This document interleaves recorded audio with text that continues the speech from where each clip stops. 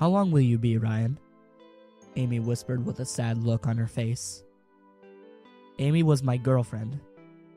She was my world. My everything. I loved her so much. I would do anything for her. Hopefully I'll be back before sunset, babe, I answered, kissing her cheek. I was a lumberjack. That was my job. The town depended on me to supply the town's wood. Better be, replied Amy. Or else what? I teased back. If I told you, I'd have to kill you, she teased back, winking at me. Alrighty, I'm going, baby. Bye. Okay, just be careful, Ryan, Amy shouted as I walked away waving.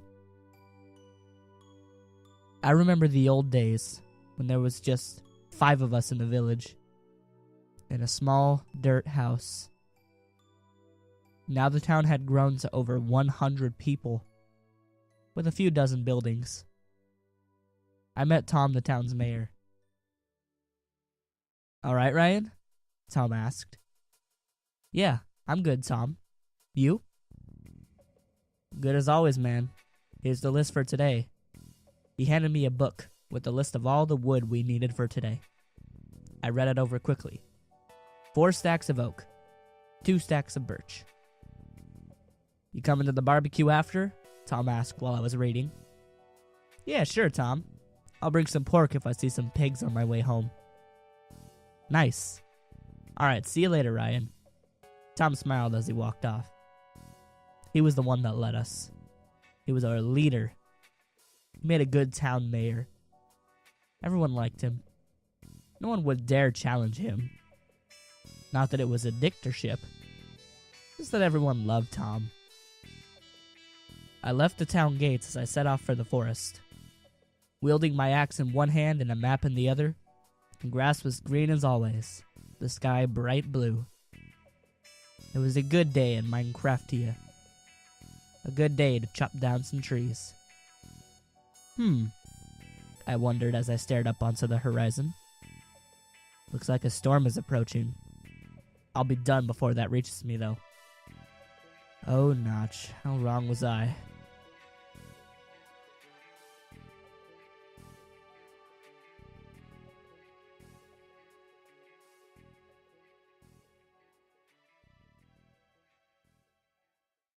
I was walking back to the town with my 6 stacks of wooden logs in my backpack. It was almost night. The storm I saw on the horizon was over me. It was pouring rain. I was just trying to get home as fast as possible. I didn't want to run into any monsters.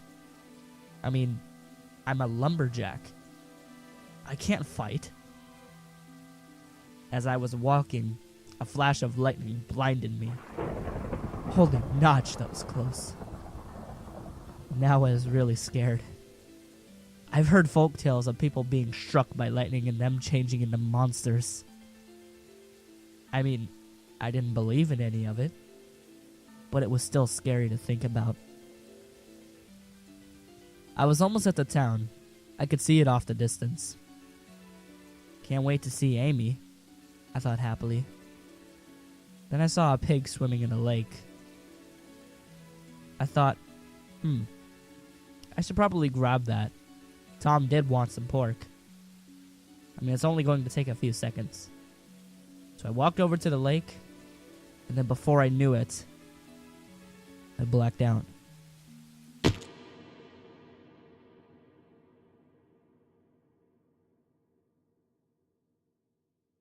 I woke up, lightheaded. The storm had passed by now. It was day. Oh, Notch, I feel terrible. I saw my bag on the ground.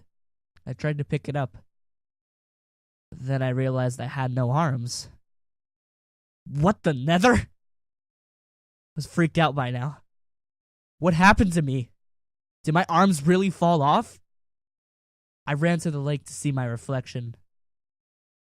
What I saw stunned me. I saw a creeper. Yeah, that's right. creeper looking into the lake. This is impossible. It can't be. I couldn't have turned into a creeper. Maybe I was just hallucinating. Maybe I took some dodgy mushrooms. But I never take mushrooms. I sat by the lake, thinking about what to do when suddenly a strange voice said, "Sucks, doesn't it?" I turned around. It's a creeper! I backed away on natural instinct. Don't worry, I'm not going to hurt you. How do I know that? I said, frightened. Well, you're a creeper too, idiot. Oh. That's right. I felt pretty stupid for that statement. You're probably wondering what the notch happened to you, the creeper said as he drank from the lake. Well, yeah, I'm a little confused. I'm talking to a creeper right now. This is really weird. By the way, you can call me Charlie. I'm Ryan. Well, nice to meet you, Ryan. You see, when you were going for that pig, you got struck by lightning. Kind of lucky in a way. Otherwise, I would blow you to pieces. How do you know that? I asked skeptically. Because I saw it.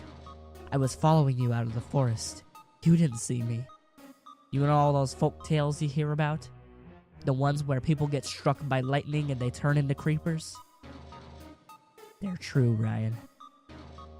Most humans don't believe them, but trust me, I know what I'm talking about. As he was washing himself in the lake, he continued. I was also a human once. Oh, those were the days. He stopped for a minute, reminiscing. Then one night, just like you, I got struck by lightning. What happened then? I asked curiously. Glad you asked, he said enthusiastically. At first, I was very confused. I didn't know where I was or what had happened. Then after a while, I realized I had turned into a creeper. At first, I thought I went crazy. I mean, it wasn't possible, right? It can't be, I replied. You're wrong, he said with a sad stone on his voice. He continued. I realized when I saw a human, and they ran away from me.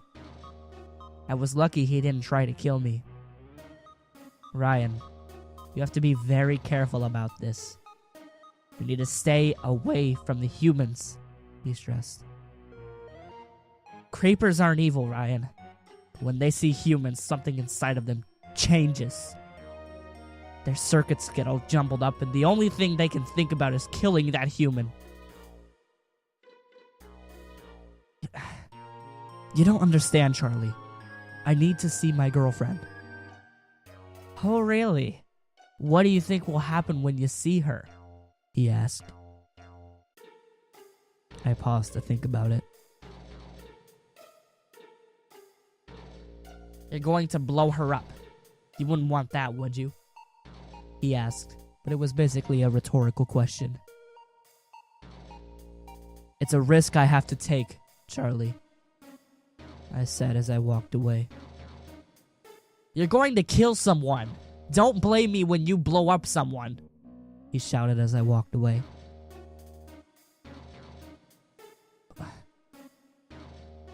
What if he was right? What if I blew up someone?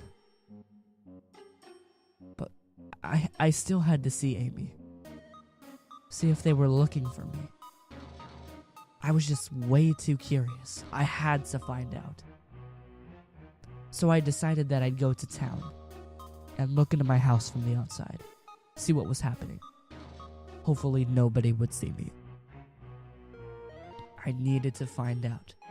I just needed to, I thought. As I walked down to my town, I took a deep breath. I didn't realize that this was going to be a huge mistake.